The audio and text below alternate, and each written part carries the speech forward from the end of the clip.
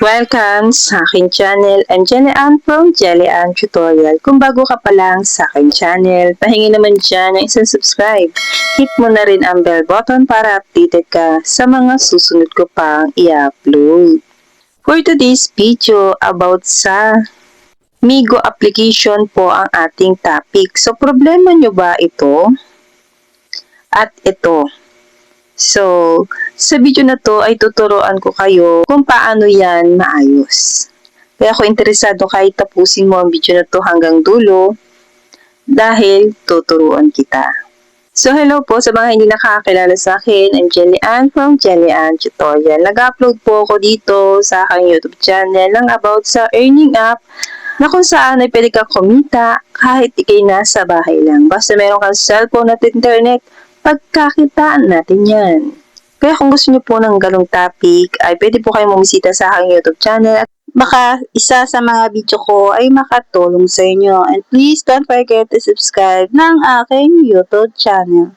So, back to topic na po tayo about sa Migo. Dito po tayo sa unang problema sa Migo application. So, lumalabas po ito kapag nag-open tayo ng ating panel or uupo tayo sa ibang panel. Nalabas po yan kapag gusto nating mag-tasking. So, paano ba yan maayos? Ang gagawin nyo lang po ay ibabak nyo po yung application. Tapos, pumunta po kayo sa Play Store. Tapos, search nyo po yung Migo. At kapag ganyan po ang lumabas, update, kailangan nyo pong i-update ang Migo application. Kapag na-update nyo na po, open na po ang nakalagay dyan. At pag open na, i-open nyo na po yung application ninyo at mag-tasking na po kayo. So, dito, magta-try tayo mag-open ng sariling panel. Ayan. So, uupo tayo dyan para makapagpa-oras. At nakikita nyo po na nakaupo na yung aking account dyan. Ibig sabihin po, ay okay na po yung aking application.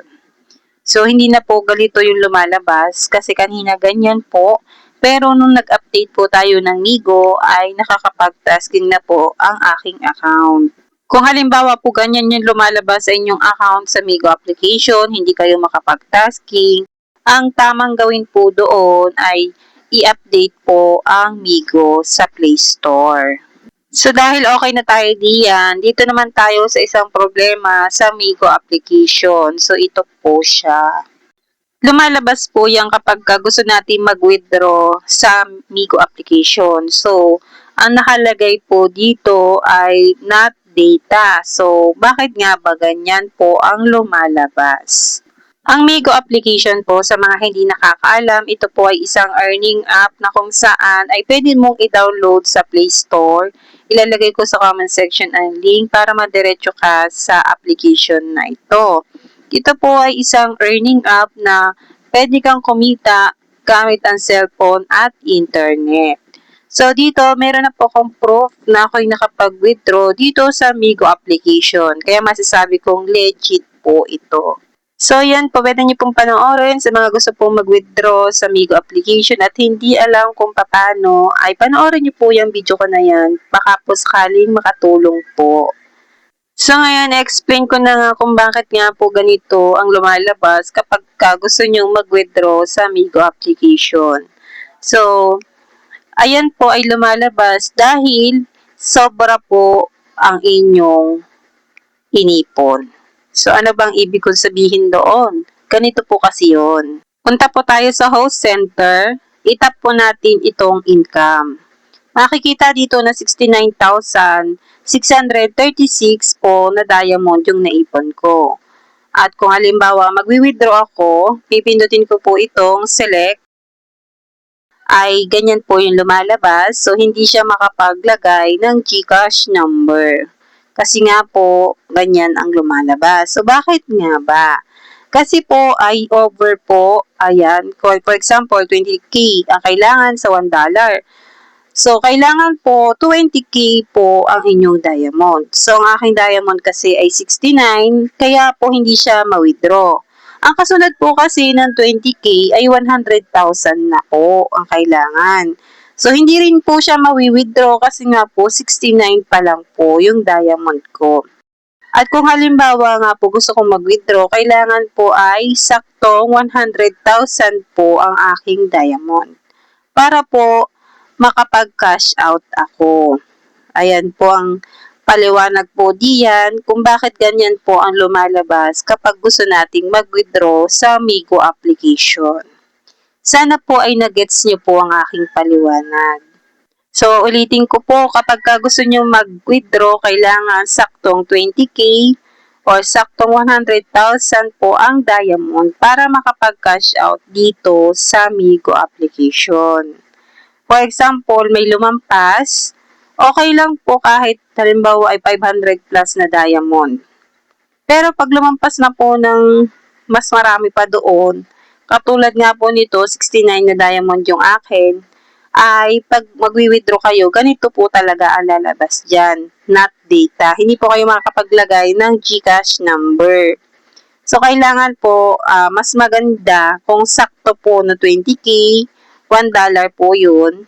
Kapag naman gusto nyo medyo malaki ang sahod, 100,000 diamond po ang ipunin nyo. At pag mayroon na po kayong 100,000, ay makakapag-cash out na po kayo dyan.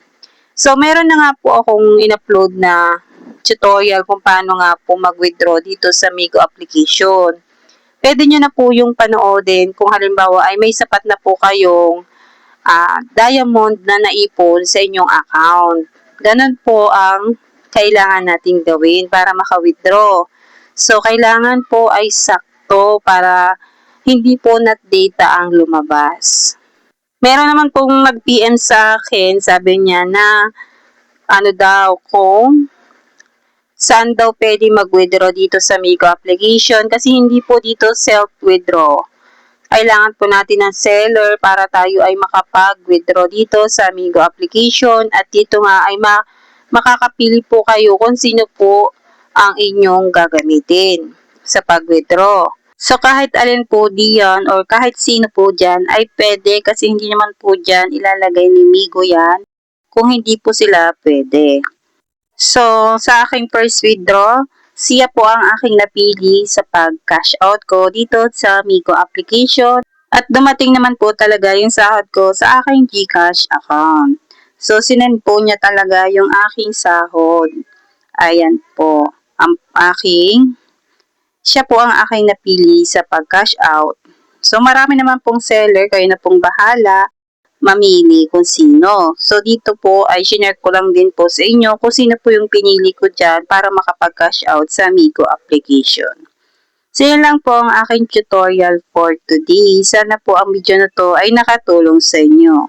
Yun lang. Thank you for watching. Bye!